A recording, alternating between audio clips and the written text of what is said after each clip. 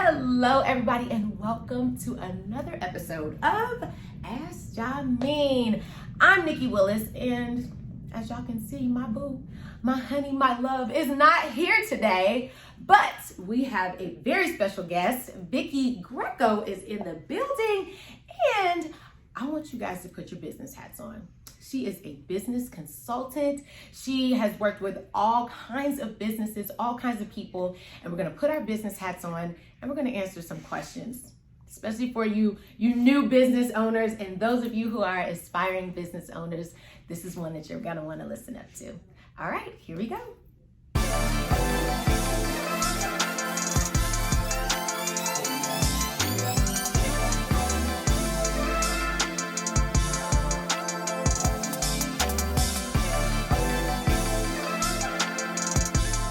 Well, everybody, I have got Vicki Greco here with me of Silent G Consulting. She is an expert in her field, but I'm not going to tell you. I'm going to let her. Vicki, I'm going to let you tell everybody what it is that you do. Well, my name is Vicki Greco, and I do run Silent G Consulting, which is under a DBA of a few different businesses. Nevada Small Business Consulting is what I brand. That's how you know me if you follow me on social media on my Instagram. You can follow me at Nevada Small Business Consulting, guys. Cool. Anyway, a little bit about me. 20 years in the legal field, running a law firm, practicing law. Saw the need of so many people coming in with problems. And 20 years of dealing with other people's problems made me make a change in my business. And I now do business consulting. I don't give legal advice. You can't take away my experience, but I want you in the beginning to help you avoid needing a lawyer in the end. And most people don't understand that their business should be a baby. Oh, that's good. And we should protect our babies at all costs. I love that. I love that. Okay, so Vicki, we've got a lot of people that watch who are budding entrepreneurs, who are budding investors, and I want to just kind of start at the foundation. So let's talk about LLCs, because I know that's like super common. So when someone's starting with an investment, why is it so important to put it in an LLC instead of in their personal name? Okay, I don't make assumptions. That's one thing you'll know about me if you do get to know me. But I have to make an assumption on that scenario. An investment property would make you assume that the person has other assets, because they're at a point where they're just not buying their first personal home, they're actually getting an investment.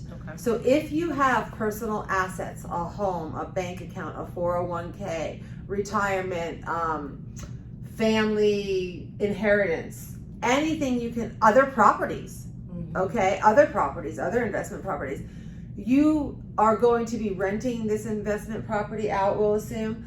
You have people living in there. People can slip, people can fall. I don't like to be worst case scenario. Faulty electric could take out a whole block of families sleeping one night. God forbid. Yeah. That happens and you own it in your personal name, you lose all your assets. Wow. Because they can come after you. Yeah. The word LLC stands for, or the acronym LLC stands for Limited Liability Company. It does just that. It limits your liability personally for what may happen within that company. A limited liability company for investment purposes of properties will hold that property, and as long as that limited liability company is structured and following all of the rules and regulations of the state and federal that it was set up in, it will not be pierced. Piercing the corporate veil is what you want to avoid, because a lot of people have LLCs that went on LegalZoom and set it up themselves for $2.99. And for some reason, they think that makes them a legitimate business owner. Guys, there's Nevada state regulations, Nevada tax identification, health department codes, city licenses, operating agreements that you need if somebody actually sues you. Most people don't realize this, but if they have their business and then they take Venmo, Zelle, or Cash App and it's going into their personal business instead of their LLC to avoid your peers. Wow. Done. Wow. Yeah. That's good information. So you have on your website, it says it's 5 mistakes to avoid when choosing your business entity. I think this is really interesting. So can we go through those 5? Okay, cool. So the first one is just not forming an entity. And I think we just already talked about that, even a lot. We're sitting at RE/MAX today. Mhm. You're with RE/MAX. Yeah. A lot of realtors, let's talk about realtors since we're in a real estate office. A lot of realtors do not ever form a company. They default, and nobody wants to be a default. Everybody laughs when I call the realtors defaults because you're a default entity into a sole proprietor. But what you are is a 1099 independent contractor. Anybody that's a 1099 independent contractor that's successful, and I don't know what's successful to you, but successful to me is making at least $50,000 a year, needs to set up an LLC because of the tax benefit and the tax structure that you can get by avoiding that double self-employment tax that you have to pay on it as a 1099. Yep. Jameen and I, we both have LLCs for our real estate business. And they have to be passed through as an S Corp because if not, once again, so you become a default business, which is a sole proprietor. That's what the IRS calls you guys. If you're a sole proprietor, the IRS sees you as a default. Okay? And then if you become an LLC and you do it quickie on LegalZoom and you don't file what's called a 2553 to pass you through as an S Corp, guess what the IRS calls you then? A disregarded entity. Interesting. Yeah. Wow. This is so good. Okay. So number 2 then is failing to research your options. I think that goes back under just default and just people just think I just need an LLC, but they don't know why. Right. And my company tries to avoid that, but if somebody calls me up and says I want an LLC, I'm saying, and how much is it? Everybody wants to know how much it is. Well, I have to compete with LegalZoom because everybody out there wants cheap. Unfortunately. And so I'll give you that package, but all you're going to get is an LLC and an EIN, but there's so much more you need. But if I got into that on the phone call from somebody calling wanting cheap, they're not going to understand that. Right. So I'll offer the service, and then afterwards I'll send them an email saying, and here's what else you need to know. And that is something that LegalZoom doesn't do. Now, a lot of people call and say, I don't know what I want, Vicki. I saw your website. And then they'll pay for a consultation to understand what you guys are getting free because of this fabulous lady right here. You're welcome. But, I think it's very important to, we've talked about finding someone who is a specialist in what they do. And I know it's, we as entrepreneurs, we wear all these different hats, but guys, it's time to take some of these hats off.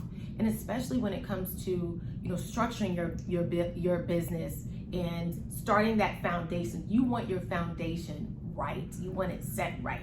What I say to my clients is, what I'm considered is a structural specialist.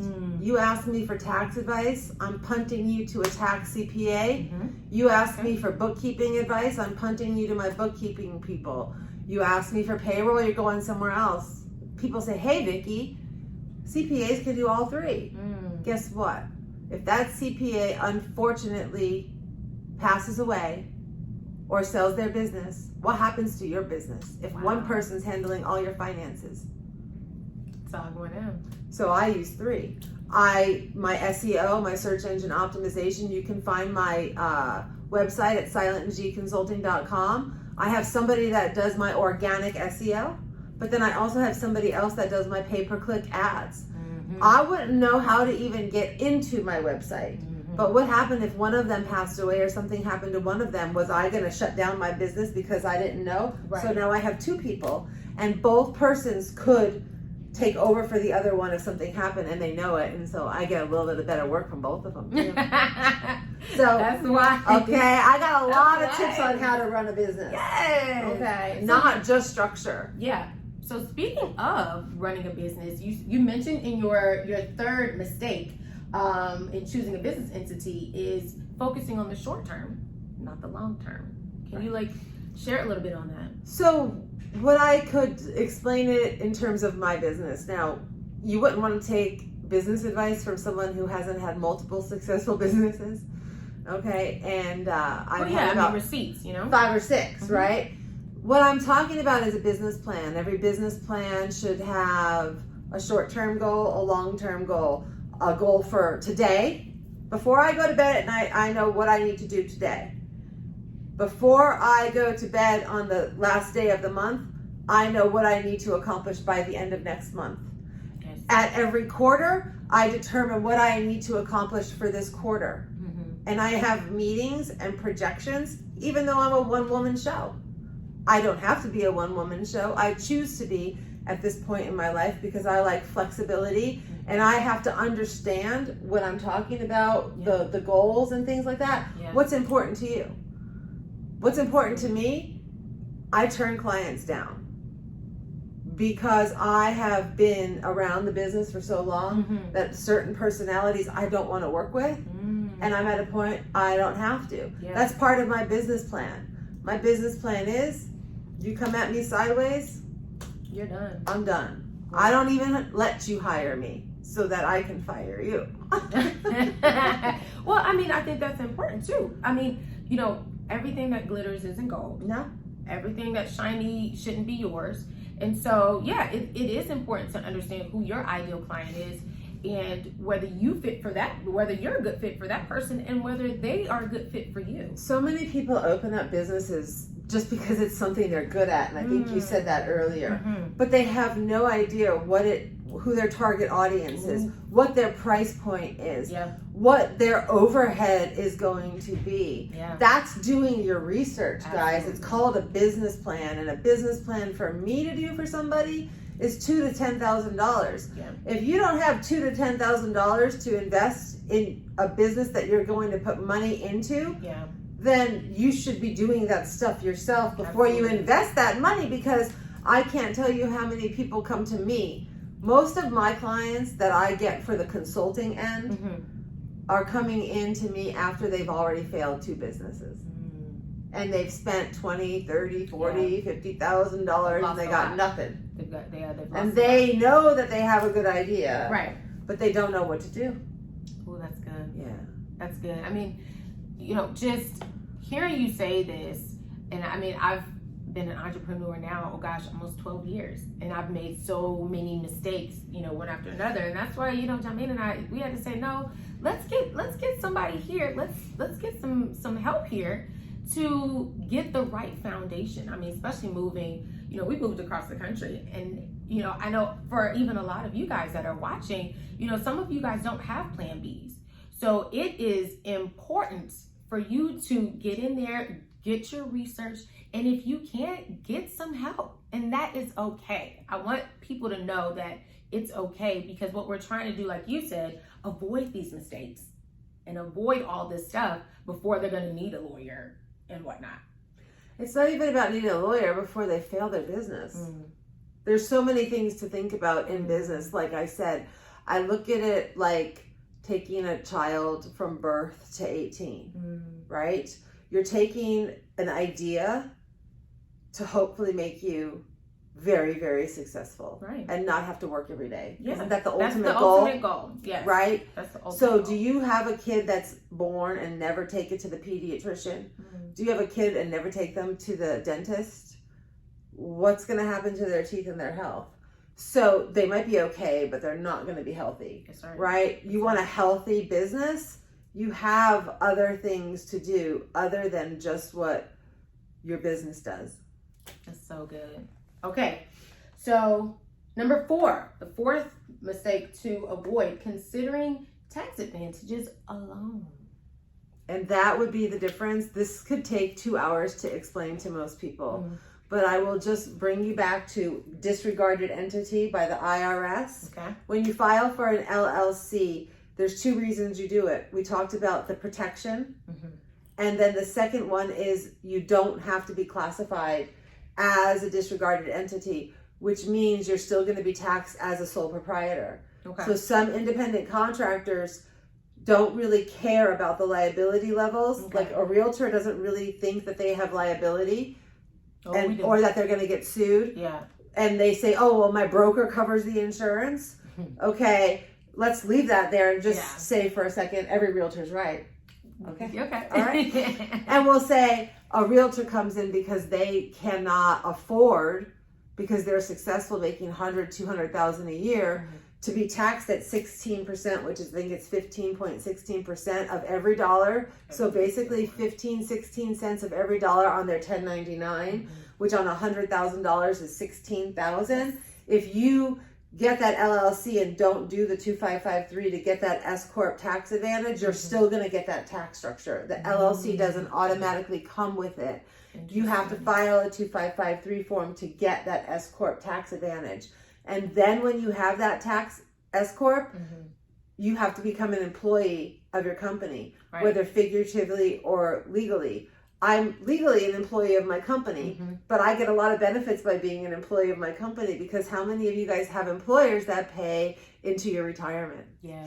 So now instead of paying all my extra money to Uncle Sam, my company, which is me, pays me extra money towards my retirement. That's so smart. There's so many, listen guys. Yeah. I don't have all this information. That's for my financial advisor. I'm a consultant. Right. I put you in places where you need to be after I build your structure. Yeah. I mean, also, let me just pause right here. It's good to get a consultant that is resourceful.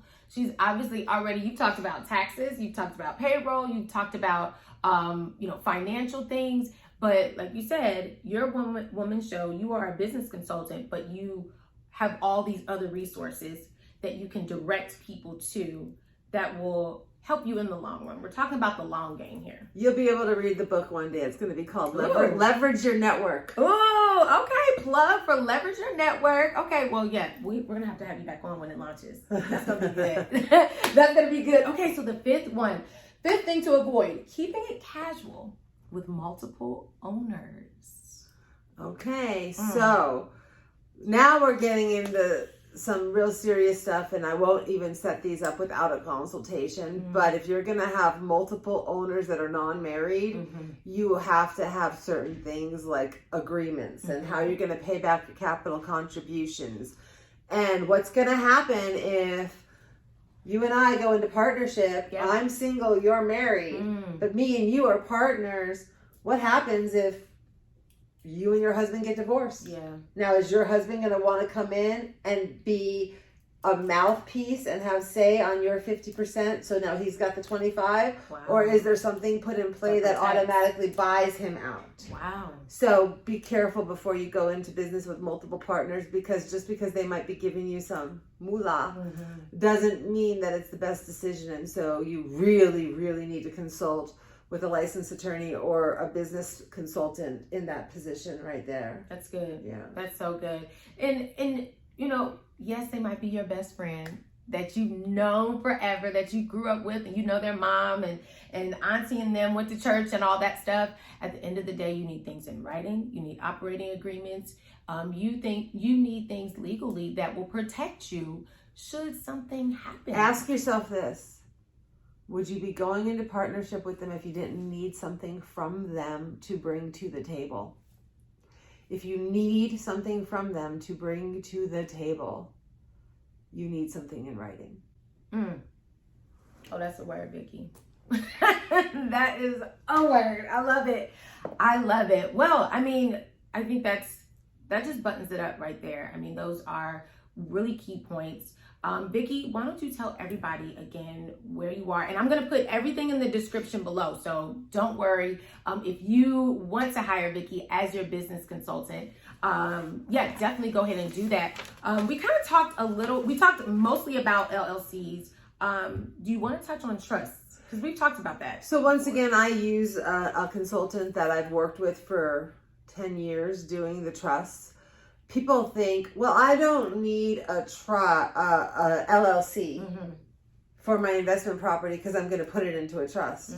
And by the way, guys, if you have any property and you don't have a trust, you need to give us a call ASAP, because anything that is valued as personal property, even $100,000 in the bank account, is considered personal property with regards to estates. Automatically goes into probate if you don't have a living trust to avoid probate. A living trust to avoid probate does just that. It avoids probate. So if you own a home and you have a business and you die, it doesn't automatically go to your husband.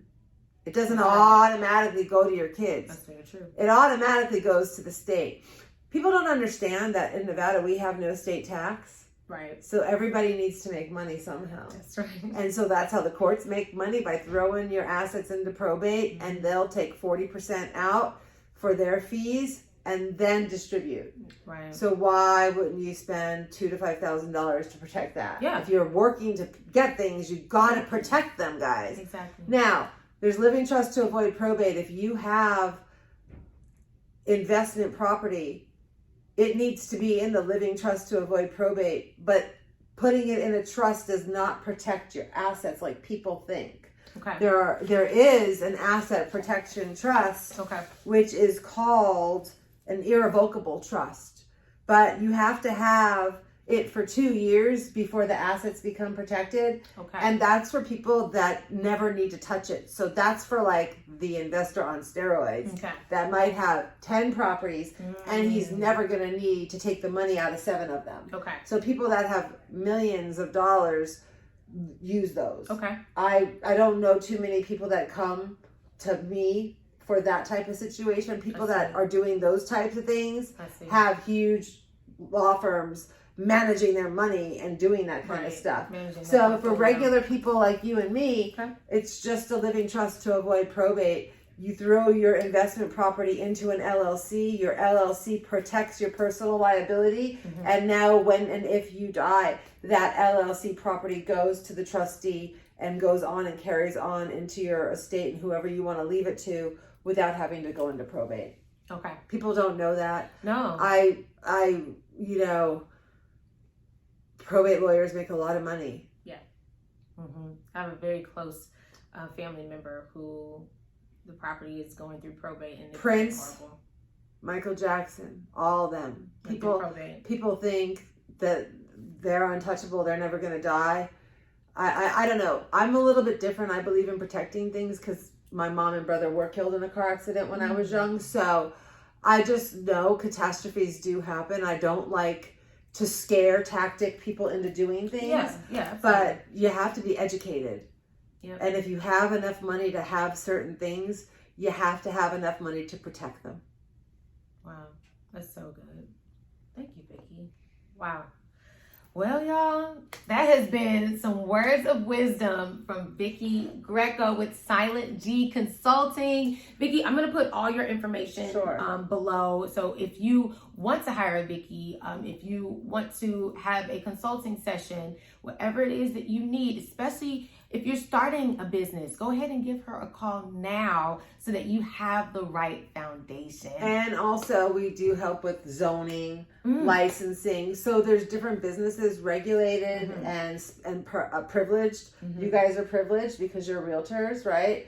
Regulated are things like gaming, alcohol, marijuana, anything in health, okay? Restaurants. I do a lot with the health department, zoning. The biggest thing I see people come and say, oh, I leased a property to open a restaurant and I need your help. Well, it's not zoned for a restaurant. A little too late. Yeah. You know how much it costs to change the special use on zoning? So you really need to think about those things before you guys go forward. That's good. That's so good. All right, well, thank you so much, Vicki.